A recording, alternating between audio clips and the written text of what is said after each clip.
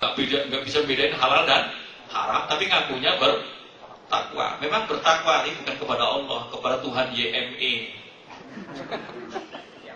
Bertakwa kepada Tuhan YME. Emang nama Tuhannya Tuhan YME. Nggak tahu apa itu.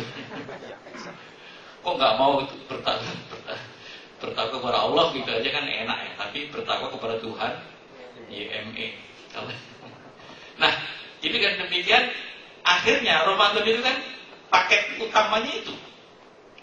Siang dilatih dilarang, malam dilatih diperintah. Jadi nanti sebetulnya Ramadan di siang hari itu kita dilatih dilarang. Imsak, menahan diri, saum. Artinya kata Allah jangan, ya jangan gitu. Nah, karena Ramadan itu akselerasi spirit untuk bisa dilarang, hal-hal yang tidak dilarang di Ramadan dilarang. Jangan makan, yang bener maksud makan nggak boleh, kan nggak begitu kan? Iya Pak, siap kan gitu kan? Jadi kita dilatih untuk berhenti walaupun halal. Minum halal ini halal. Besok selesai Ramadan, tentunya yang haram itu udah nyer. Mas jangan mas haram, jangankan yang haram, yang halal aja kalau bilang tidak, saya bilang samina atau nah. Itu kan. Akhirnya siang itu kita dilatih. Cuman ada orang yang nggak paham bahwa disangka Ramadan itu teskis doang, bukan pendidikan. Itu udah teskis doang gitu.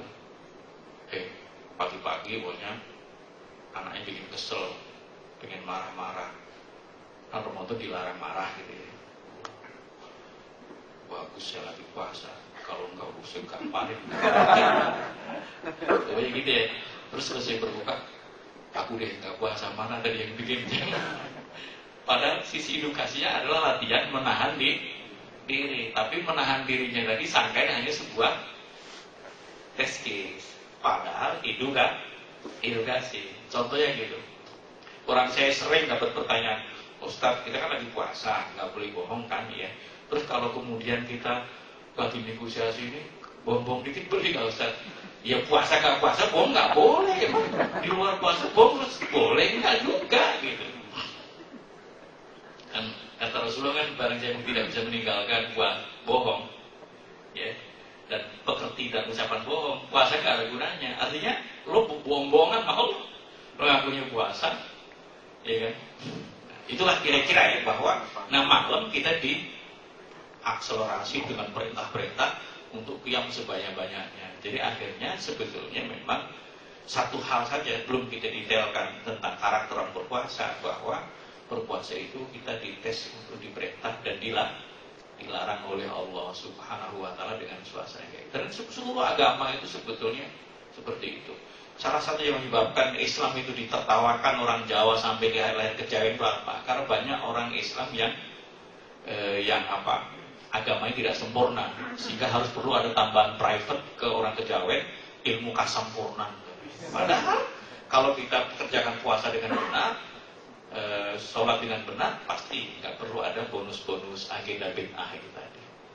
Demikian ya, nanti kita akan mungkin setuju saja nanti kalau memang pengajian ini mau dilanjutkan.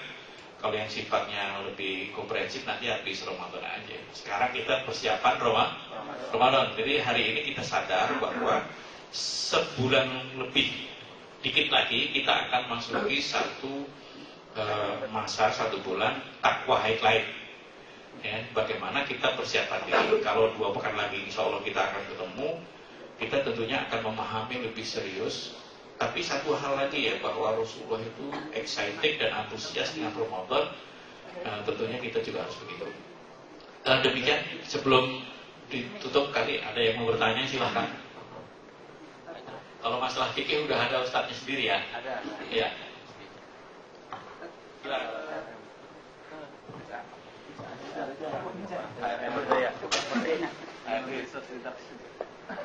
Assalamualaikum warahmatullahi wabarakatuh. Betapa kita memandang bahwa takwa itu menjadi sedemikian pentingnya, Pak. gimana tadi Pak Ustadz sampaikan, setiap minggu kita diingetin tadi yang Pak Ustadz sampaikan. Kemudian bagaimana kitab ini adalah petunjuk buat para bertakwa.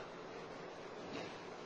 Nah, maksud saya adalah seberapa pentingnya takwa itu menjadi baseline dari kehidupan kita sebagai umat muslim. Ya. Kemudian yang kedua adalah tadi salah satu hadis yang Pak Ustadz sampaikan, kenapa Nabi diutus adalah untuk menyempurnakan akhlak. Ya, sepertinya itu akan menjadi ultimate goal kita. Ya, bahwa seseorang yang bertakwa, ya goalnya seharusnya orang yang bertakwa itu seharusnya akhlaknya baik. Ya, nanti apakah seperti itu? Ya, nanti mohon penjelasannya Pak Ustaz. Terima kasih. Assalamualaikum warahmatullahi wabarakatuh.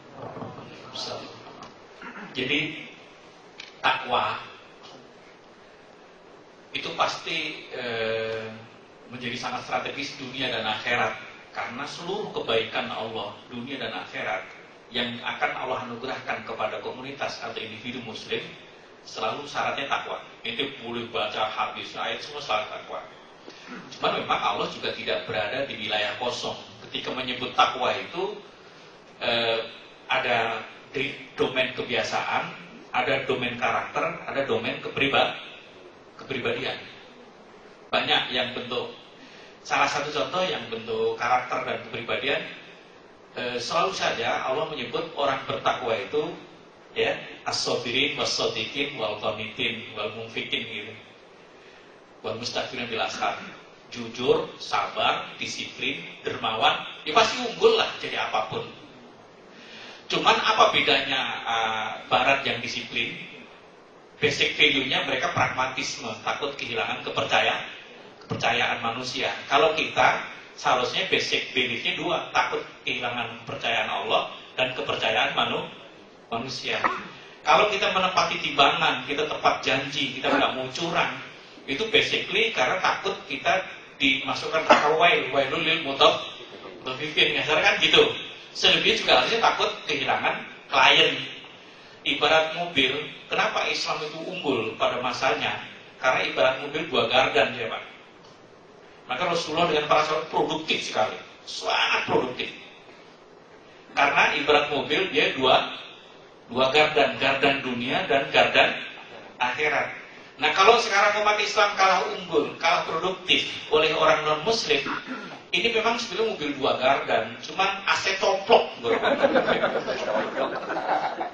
Jadi gitu. Jadi Bapak HRD, mohon pahami, sebetulnya kita memiliki manajemen HRD yang sudah sangat finally dalam Islam, yaitu membangun kekuatan keunggulan SDM berbasic beliefkan iman kepada Allah dan hari akhir. Ente boleh cek sendiri. Nanti kapan-kapan kalau mau ngobrol tentang HRD, saya sendiri pernah jadi sering ngisi call sudah HRD dengan sisi lain. Memang pernah saya di PLN pusat sering menjadi begitu. Karena memang Islam itu sebenarnya lebih unggul dari mereka. Ya saya bisa takar Islam generasi pertama itu dahsyat sekali. Cuman kita sekarang dari generasi kita amnesia kita ini sebutkan. Kecelakaan amnesia. Terus tadi saya kalau lupa suka nggak ingat.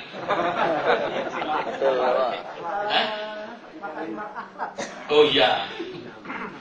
Ya kalau Rasulullah sudah bilang begitu, otomatis itu ultimate goals kita juga. Jadi akhlak yang dimaksud itu yang membuat manusia itu termaksimalkan kebaikannya kan. Karena yang standar kualifikasi orang itu akhlak. Kalau ilmu nggak mungkin, karena nanti kesian orang yang nggak punya peluang belajar kan. Kalau besar dan kecilnya posisi juga nggak adil juga. Makanya ya yang menjadi basic kompetisi untuk menilai seseorang akhlaknya lah. Kayak saya tinggal di lereng Gunung Merapi gitu, terus bapak saya meninggal sebelum saya lulus SMA gitu. Kalau cuma jadi begini ya harus dimaklumi dibanding dengan teman saya yang lahir di Menteng dari kecil les ini les itu ya wajar gitu kira-kira. Nah Tetapi yang membuat unggul satu dengan yang lainnya bukan hal-hal yang lain, tapi akhlak. Karena akhlak itu universal, dibutuhkan oleh siapapun, karena digaransi kebaikan seseorang itu akhlak. Dan di dunia itu semua punya akhlak, cuman kesempurnaannya ketika dengan Islam. Karena akhlak Barat itu pragmatis, profesionalisme, ekspertis, sekitar itu aja. Tapi kalau akhlak Islam itu maka yu'minu billahi wal yaumil akhir falyaqul khairan aw liyasmut. Dia semua, jadi basic beliefnya adalah iman kepada Allah dan hari akhir. Seharusnya lebih pulen dia, lebih solid. Nah, kenapa kok enggak? Nah, itu berarti kita jangan-jangan tadi mobil 2 gardan tapi asnya patah, bannya kempes, nggak punya bensin, habis beli. Percuma aja 2 gardan gitu loh. Wah, gini Pak ya. Saya sangat antusias dengan hal kayak gini karena disetujui oleh seluruh dunia. Negara yang maju pasti anggaran pendidikannya besar. Dan bukan anggaran yang besar, penyerapannya benar. Karena anggaran besar, penyerapannya salah, nggak keserap, bocor sana, bocor sini juga maju. Wah, itu. Kayaknya waktunya habis. Daripada diomelin HRD, kita tutup dengan doa kifaratul majlis. Subhanakallah wa bihamdika asyhadu an la ilaha illa anta astaghfiruka wa atubu ilaik. Assalamualaikum warahmatullahi wabarakatuh.